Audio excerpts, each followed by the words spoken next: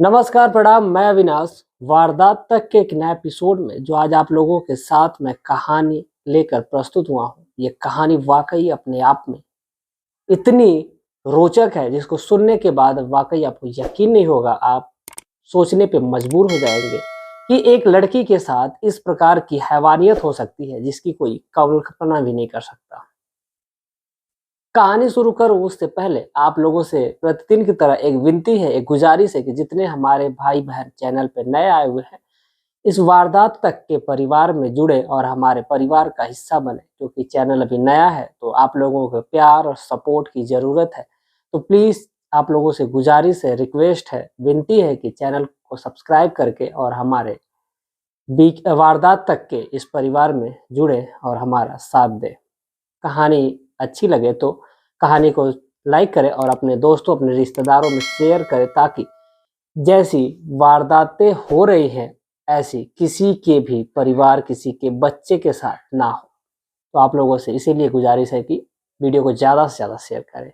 ज़्यादा वक्त नहीं लेते हैं, कहानी पे आते हैं।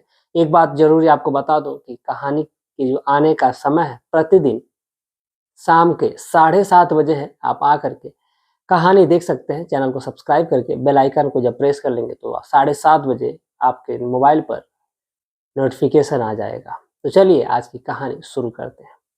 जो आज की कहानी है, उत्तर प्रदेश का एक जगह लगती है कानपुर। कानपुर का नाम तो सभी लोगों ने सुना होगा। इसी कानपुर के अंतर्गत एक जगह लगती है अकबरपुर।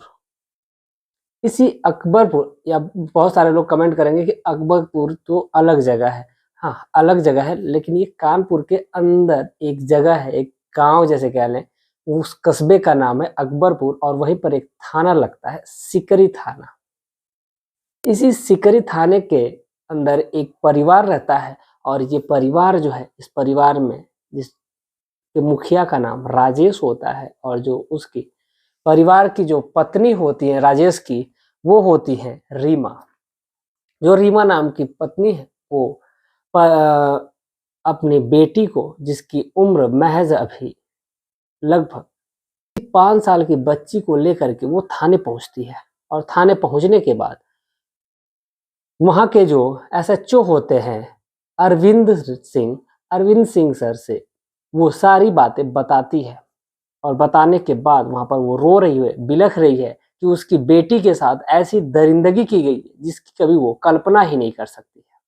उस बेटी की उम्र महज 5 साल है और उस 5 साल की लड़की के साथ किसी ने इस कदर दरिंदगी की थी, उस लड़की के साथ बलात्कार जैसी एक घिनौनी हरकत की थी कि उसके जो नीचे वाले कपड़े थे वो पूरे खून से लथपथ थे। और उस लड़की की कंडीशन को देख करके जो वहाँ के एसएचओ साहब थे वो परेशान थे। वहाँ के बाकी जो स्टाफ थे सभी लोग हैरान थे कि आखिर इतनी छोटी बच्ची के साथ दरिंदगी हो गई है। और जब पूछा जाता है उस महिला से कि क्या आप जानती है कि इस लड़की के साथ किसने दरिंदगी की है, तो वो जो लड़की की जो माँ है वो कहती है कि हाँ, मुझे पता है कि उस किस लड़के ने ये किया है। तो जब उस लड़के की तलाश जारी होती है और जब उस लड़के के बारे में पता किया जाता है, जब उस लड़के को थाने में लाया जाता है, तो जो वो लड़का है, वो लड़का जिसकी उम्र अभी महज 7 साल थी, यानी कि 7 साल के लड़के ने 5 साल की लड़की के साथ ऐसी घिनौनी हैवानियत की थी। बहुत सारे लोगों के मन में ये डाउट होगा कि 7 साल के बच्चा जो है वो कैसे इतनी घिनौनी हरकत कर सकता है। तो दरअसल इस पूरी कहानी को सुनेंगे तो आपको पता लग जाएगा। जब जो लड़की की माँ है, यानी कि जो रीमा है, रीमा से जब पुलिस बात कर रही होती है तो रीमा पूरी बातें परत दर परत समझाने लगती है। दरअसल जब वो बताती है कि उसकी बेटी ने सुबह सुबह जब वो सो करके उठती है तो फिर वो खेलने निकल जाती है और निकलने के बाद कुछ समय बीतता है, लगभग 2 से 3 घंटे का जब समय बीत जाता है तो वो अपनी बेटी की खोज कर जारी कर देती है। उस मतलब खोजने लगती है कि बहुत ज़्यादा समय हो गया, उसकी बेटी है कहाँ। जब अपनी बेटी को वो खोजते-खोजते आस-पड़ोस के घरों में पूछती है, पता करती है, तो उसकी बेटी के बारे में कोई नहीं बताता है। अब वो हैरान थी, परेशान थी कि आखिर उसकी बेटी इतनी सुबह-सुबह कहाँ चली गई। जब अपने बेटी के बारे में वो पूछ रही होती है तो फिर एक छोटा-सा लड़का है, वो कहता है कि मैंने उसको प्रवीण के साथ सुबह में जाते हुए देखा था। जब ये बातें वो सुनती है तो फिर वो उसी प्रवीण नाम का जो लड़का है उसके घर पहुंचती है। प्रवीण जिसकी उम्र 7 साल थी, मैं उसी की बात कर रहा हूँ। जब उस लड़की के घर पहुंचती है तो उस समय उसके माता-पिता घर में मौजूद नहीं थे। जो लड़का है वो वहीं पर बैठा हुआ था। जब लड़के से पूछा जाता है कि गुड़िया कहाँ है? तो वो लड़का है, वो कहता है कि मुझे नहीं पता। लेकिन जो वो लड़की की माँ है, वो उससे जब डाँट करके पूछती है, तो 7 साल का जो लड़का है, उसकी बुद्धि ही कितनी थी। लेकिन जब वो डरता है, तो फिर वो बताता है कि वो अंदर बाथरूम के पास है। जब ये बात उसकी माँ सुनती है, तो फिर वो बाथरूम की तरफ बढ़ती है और बढ़ने के बाद जो देखती है, जो नज़ारा देखती है, जो दृश्य देखती है, वाक़ई उसको देखने के बाद वो एकदम सन्न रह जाती है, एकदम काँप जाती है कि ये क्या हो गया मेरी नन्ही-सी बेटी के साथ। दरअसल वो जो लड़की की माँ है, वो देखती है कि उसकी बेटी के पूरी खून से लथपथ थी, उसके जो प्राइवेट पार्ट है, उसमें से ब्लडिंग हो रही थी, उसके बदन पर कपड़े नहीं हैं। जब ये बात उस लड़की की माँ देखती है, तो वो परेशान हो जाती है और उसके बाद वो गुस्से में आती है और प्रवीण से बातें पूछती है।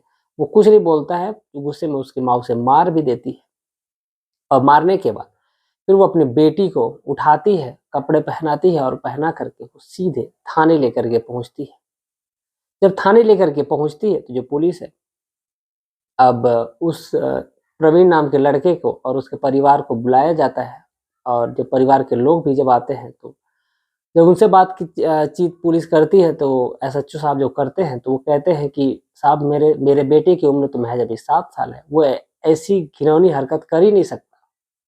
जब ये बातें दोनों सुनते हैं, जब एसएचओ साहब सुनते हैं, तो वो परेशान हैं कि आखिर एक माँ है जो कहती है कि इसी ने किया है और एक लड़के के पिता हैं जो कहते हैं कि इसने नहीं किया है। फिर उन दोनों की मेडिकल जाँच करवाया जाता है, उन लोगों को दोनों को भेजा जाता है ताकि जो 7 साल का लड़का है, उसकी इस बात की पुष्टि के लिए उसका मेडिकल कराया जाता है कि इसी ने ये हरकत की है या नहीं की है। दरअसल जब उस लड़के का मेडिकल टेस्ट कराया जाता है, तो वाक़ई उसमें ये मामला निकल कर के सामने आता है कि उसी लड़के ने ये हैवानियत की है।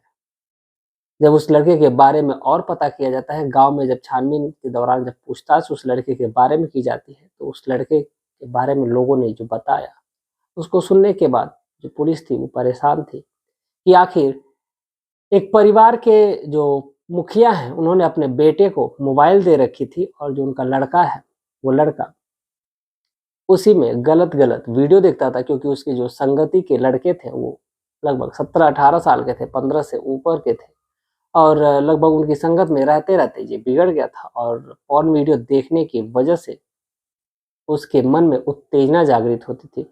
हालाँकि बहुत सारे लोगों ने ये भी कहा कि वो आस-पड़ोस की लड़कियों को छेड़ता था और वो ऐसा कर सकता है। जब ये बातें पुलिस के जो एसएचओ साहब हैं वो सुनते हैं, तो वो भी उस लड़के से सख्ती से जब पूछताछ की जाती है, उसको डाँटा जाता है, फिर भी तो वो लड़का अपना जुर्म कबूल लेता है और जुर्म कबूलने के बाद अब सबसे बड़ी समस्या तो ये थी कि अब तक ये प्रावधान ही नहीं बना है कि वो सज़ा उस लड़के को कैसे दी जाएगी, क्योंकि 7 साल की उम्र के लड़के को सज़ा नहीं दी जा सकती, ना ही उसके खिलाफ कोई केस चलाया जा सकता है। सबसे बड़ी बात तो ये है क्योंकि जो उम्र की सीमा है वो लगभग 9 से ऊपर की है। अब पुलिस जो एसएचओ है वो परेशान है कि आखिर कैसे इस बात का निपटारा किया जाए। फिर वो अपने अधिकारी से बातचीत करते हैं और बातचीत करने के दौरान फिर उन्होंने बताया कि उन्होंने एफआईआर लिख ली है और बाकी का जो सिलसिला है वो आगे प्रक्रिया चलाई जाएगी। उस बेटी को न्याय मिलेगा और उस लड़के ने जो गुनाह किया है उसकी सज़ा उसे ज़रूर मिलेगी। सबसे बड़ी ज़्यादा गलती इसमें अगर है तो किसी की है तो उस लड़के के माता-पिता की है, जिन्होंने अपने बेटे को फ़ोन दे रखा था और उसका ध्यान नहीं दिया कि वो किस संगति में है, उसका जो माहौल है वो क्या है।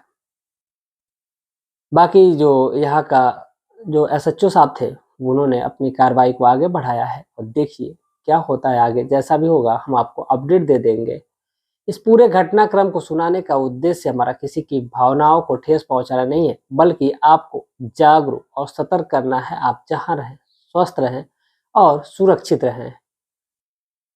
कहानी में कुछ लोगों ने कमेंट किया है जिनके नाम तो मैं लेना चाहता हूँ, लेकिन आज की वीडियो में नहीं, क्योंकि आज कुछ ही लोगों के कमेंट्स नोट हुए हैं। तो कल की वीडियो में शाम 7:30 बजे जो वीडियो आएगी, उस वीडियो में उनके नाम लिए जाएंगे बाकायदा, जहाँ से उन्होंने कमेंट किया है, अपनी जगह और अपने नाम। अगर किसी का जन्मदिन है तो वो प्लीज़ अपना कमेंट कर सकते हैं, और कोई भी अगर सुझाव हो तो आप हमें बता सकते हैं, क्योंकि आपके एक सुझाव से हम बेहतर करने की कोशिश करेंगे। बहुत सारे हमारे भाई बंधु ने, बहनों ने भी कमेंट किया है और हमें सजेस्ट किया है, तो हम उनके मुताबिक ज़रूर काम करेंगे और कोशिश करेंगे कि आप तक बेहतर से बेहतर कंटेंट को पहुंचा सकें। कहानी कैसी थी कमेंट में ज़रूर बताइएगा। वीडियो अगर अच्छा लगा हो तो वीडियो को लाइक करिए, अपने दोस्तों, अपने रिश्तेदारों में शेयर करिए, और मिलते हैं कल एक और सच्ची कहानी के साथ, घटना के साथ, शाम 7:30 बजे। तब तक के लिए जय हिंद, जय भारत।